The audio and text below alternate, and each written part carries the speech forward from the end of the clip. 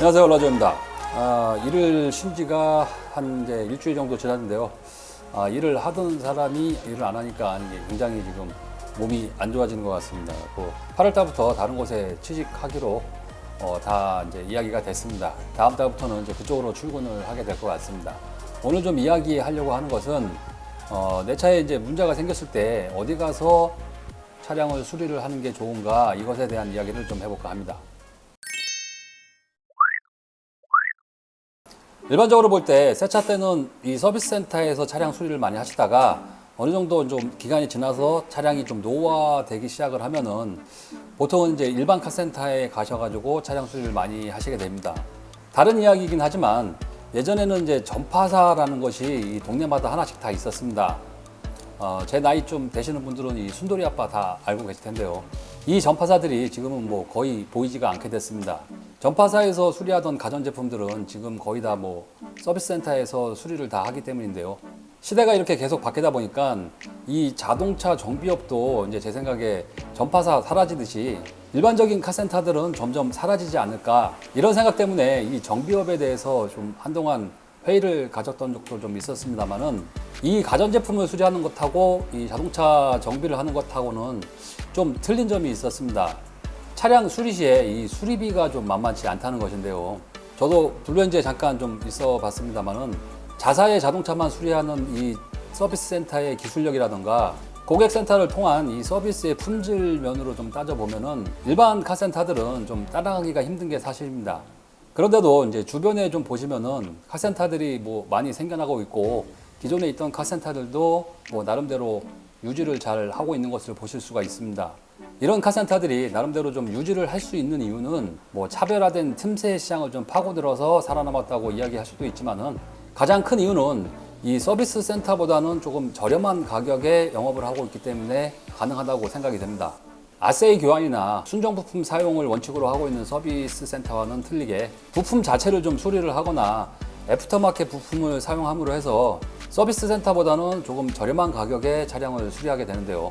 현장에서 일하다 보면은 이 서비스 센터만 계속 이용하시는 분들은 이 서비스 센터만 계속 이용을 하시고, 일반 카센터를 많이 이용하시는 분들은 서비스 센터 가는 것을 좀 꺼려 하시는 분들이 많이 계십니다.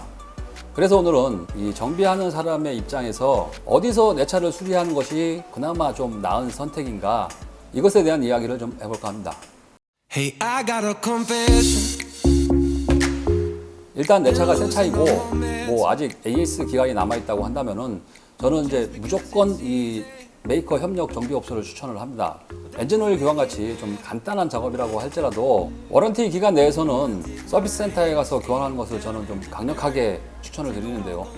현대차를 좀 예를 들어보면은 이 블루핸즈라는 곳이 있습니다. 이 블루핸즈 같은 경우는 신차가 나왔을 경우에 정비사들이 이 신차에 대한 정비 교육을 이수를 받게 됩니다. 그리고 이제 신차의 고장 사례 같은 것을 이 현대로부터 계속 피드백을 받고 있기 때문에 이 신차에 나타나는 고장 증상만큼은 다른 어떤 카센터들보다도 더 많이 알고 있습니다. 그리고 이제 이런 고장 사례를 바탕으로 해서 동일 차종에 자주 발생이 되고 있는 고장 증상에 대해서는 사전 점검이라고 해서 이제 고장 나기 전에 미리미리 좀 점검을 해주는 시스템이 있습니다. 가능하시면은 이 3년 6만 킬로인 이 AS 기간 내에서는 해당 메이커의 협력 수리점에서 자동차를 수리하시는 것이 가장 좋습니다.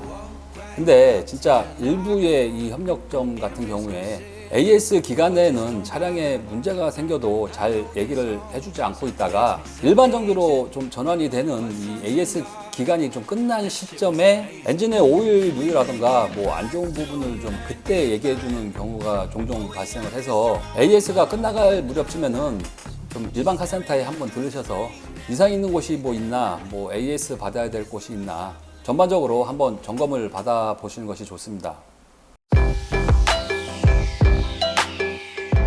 내 차가 AS가 끝났거나 중고차일 경우에는 차량을 수리하는데 좀 여러 가지 대안이 있습니다. 사실 이 메이커의 협력 정비업소들은 그나마 좀 믿을만 하고 좀 깔끔한 편이긴 한데 평균적으로 수리비가 조금 비싼 편입니다. 사실 이게 정비사 입장에서 좀 비싸다고 하기는 좀 그렇고, 엄밀히 따지자면은 이런 서비스 센터의 수리비가 기본 가격이 되는 것이고 다른 정비업소들이 그거보다는 조금 저렴하게 받는다라고 표현을 하는 것이 맞는 것 같습니다.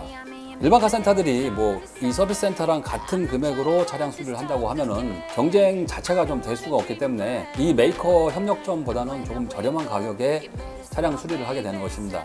신차가 출고되고 나서 한 3년 정도 지나면은 일반 카센터에서도 기술적으로 좀 어느 정도 커버가 될 수가 있고 AS가 끝난 시점부터는 굳이 이 AS 센터만 고집할 필요는 없지 않나 이렇게 개인적으로 좀 생각을 하고 있습니다만은 LG 제품 LG 서비스센터에서 수리하고 뭐 삼성 제품 삼성 서비스센터에서 수리하듯이 현대차는 뭐 현대 서비스센터에서만 수리를 하겠다 이렇게 생각하고 계신 분들도 상당히 많이 계십니다.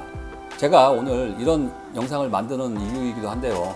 사실 연식이 좀 어느 정도 있는 차량 같은 경우에는 이 서비스 센터나 일반 카센터나 수리하는 데 있어서 뭐 별반 그렇게 큰 차이가 나지는 않습니다.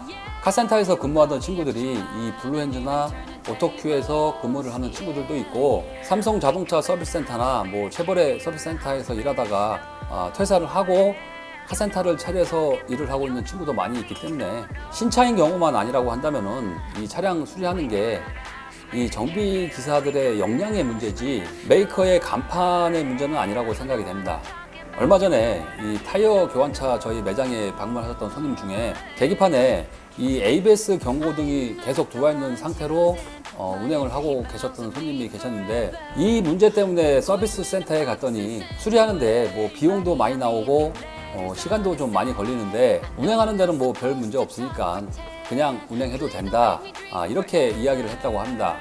차주분께서는 뭐 서비스 센터에서 한 말이기 때문에 이 말을 좀 찰떡같이 믿고 계셨는데요.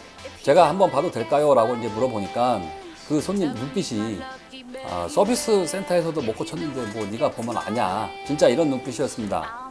제가 좀 오기가 생겨서 이 시트에 눌려있던 배선 문제 좀 간신히 찾아내서 손님한테는 좀 아무 일이 아닌 것처럼 우리는 이 정도는 그냥 해드립니다 뭐 이렇게 좀 허세를 부렸던 적이 있는데요.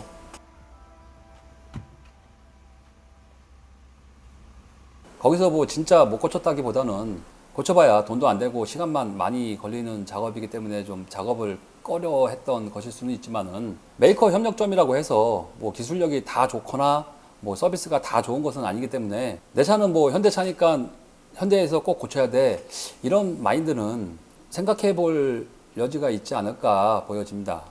제가 이제 오늘 드리고 싶은 말씀은 이 카센터의 간판은 기술력하고는 그렇게 크게 많이 좌우가 되진 않습니다.